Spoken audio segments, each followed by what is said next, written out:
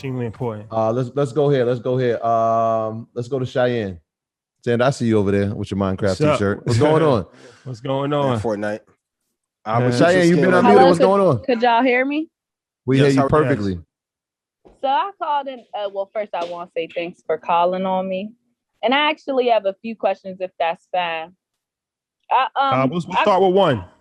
All right. I called a few months back, and remember I was talking about how I had like 35 stocks in my portfolio. I do remember. And you guys told me narrow it down to 10. Yeah. Okay. So I just wanted to get your opinion on my 10. Oh, let's hear them. What's your 10?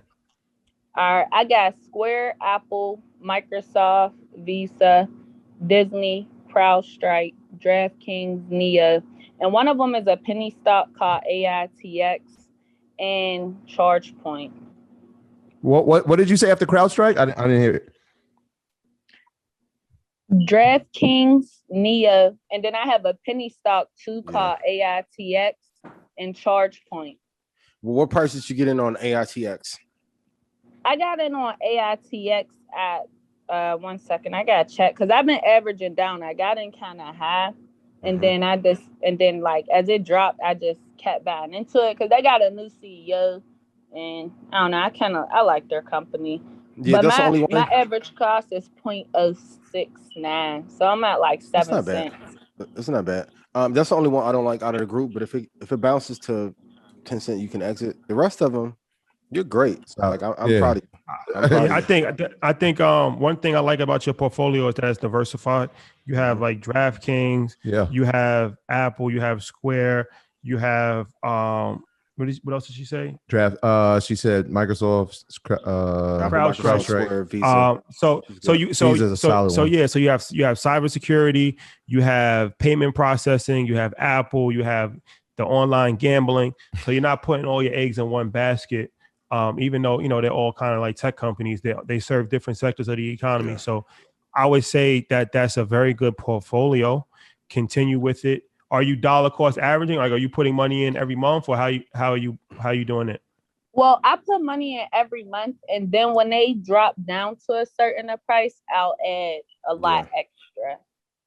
Yeah, if ChargePoint gets to 1486, you can add more there because they're gonna slide down to 18. With 1486, add more.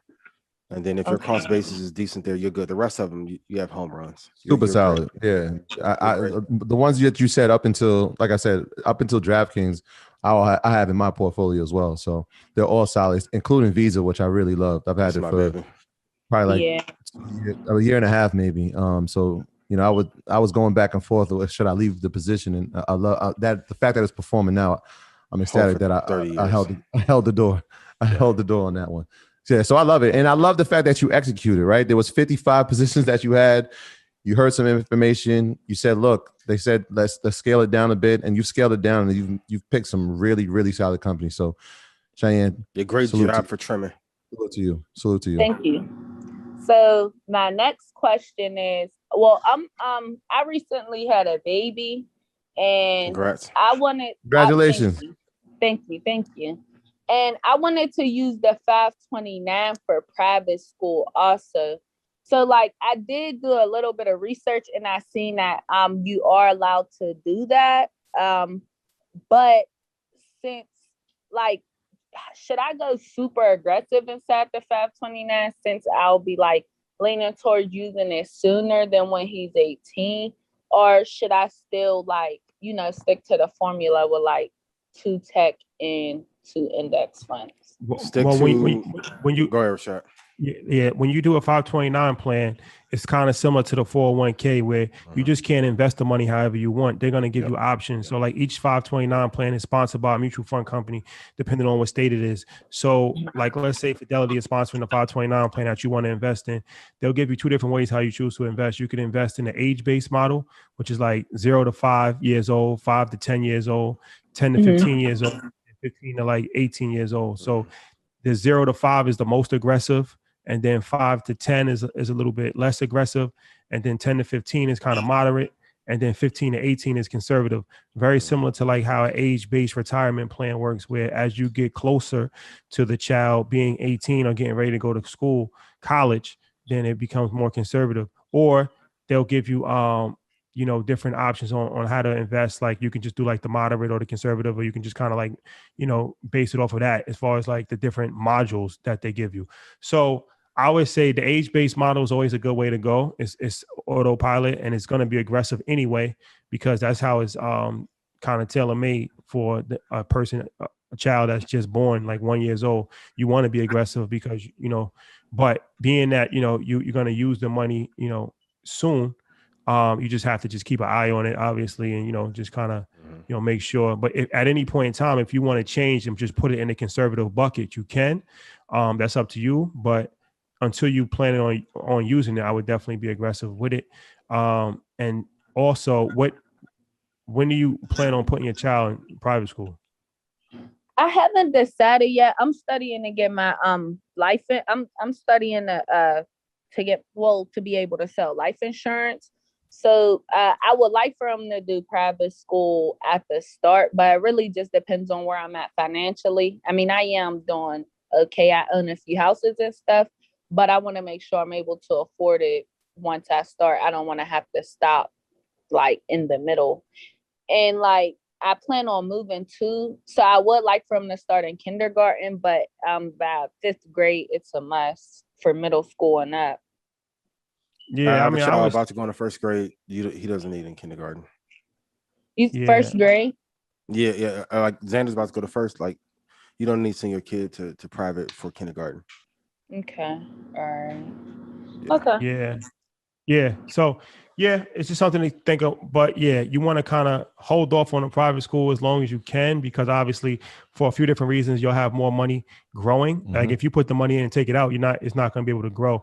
But then also it's a risk reward ratio with these private schools. I'm realizing. I went to private school. I went to public school, and I went to private school. I went to private school late. I went to private school in 11th grade. Mm-hmm. But I realized that up until like 4th, 5th grade, doesn't really matter.